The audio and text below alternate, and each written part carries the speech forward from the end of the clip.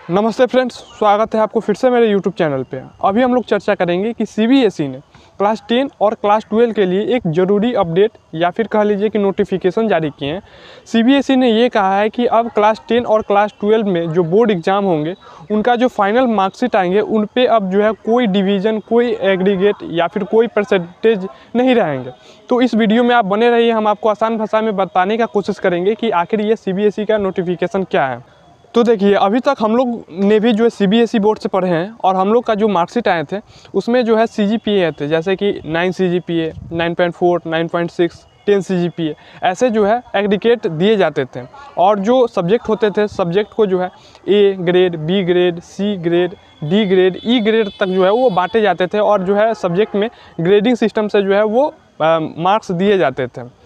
लेकिन अब जो है यह नियम पूरी तरह से बदल चुके हैं। अब जो नए नियम के अनुसार जो है सब्जेक्ट पे जो है वो तो ग्रेडिंग सिस्टम मिलेंगे, A, B, C, D subject पे मिलेंगे, लेकिन ओवरऑल 4, 5, 6 सब्जेक्ट को मिला करके कितना ग्रेड हुए, कितना CGPA हुए या फिर कितने परसेंटेज हुए वो डिफ़ाइन नहीं किए जाएंगे। कहने का मतलब सिंपल सा यही है कि सब्जेक्ट पे जो है वो ग्रेडिंग रहेंगे, लेकिन ओवरऑल टोटल सब्जेक्ट मिला करके कितने परसेंटेज आए हैं या फिर कितने CGPA आए हैं ये कुछ भी डिफ़ाइन नहीं किया जाएगा, ये कुछ भी वहाँ पे मेंशन नहीं रहेंगे।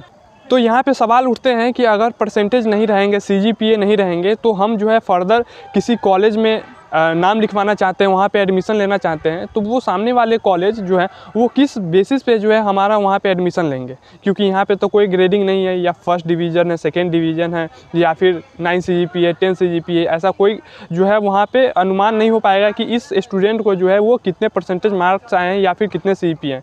तो CBSE का ये कहना है कि वो जो टोटल ओवरऑल का काम रहेगा वो आगे जहाँ पे आप एडमिशन लेने जाइएगा वो उनके काम है, उनके एम्प्लॉय का काम है कि वो जो है अपने से टोटल ओवरऑल करके और हर एक स्टूडेंट का जो है वो CGPA या फिर परसेंटेज निकाल कर वो अपने कॉलेज में जो है वो एडमिशन दे।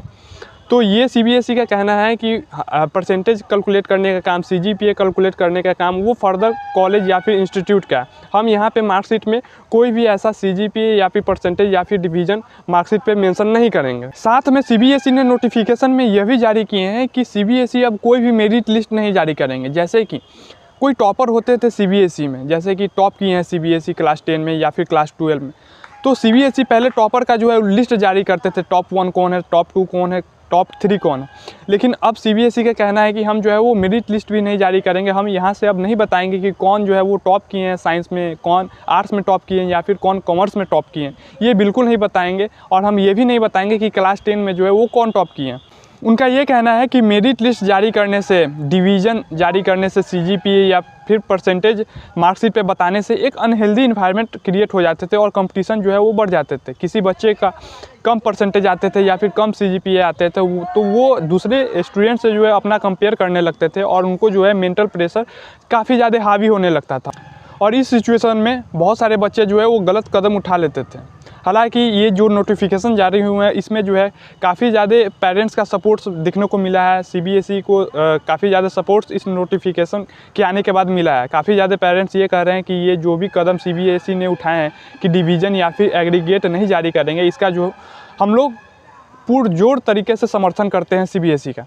अब लास्ट में हम आपसे एक छोटी सी रिक्वेस्ट करेंगे कि यह अपडेट आपको कैसी लगी, यह जानकारी आपको कैसी लगी, आप कमेंट बॉक्स में कमेंट करके रिप्लाई देने की कोशिश ज़रूर करेंगे। धन्यवाद।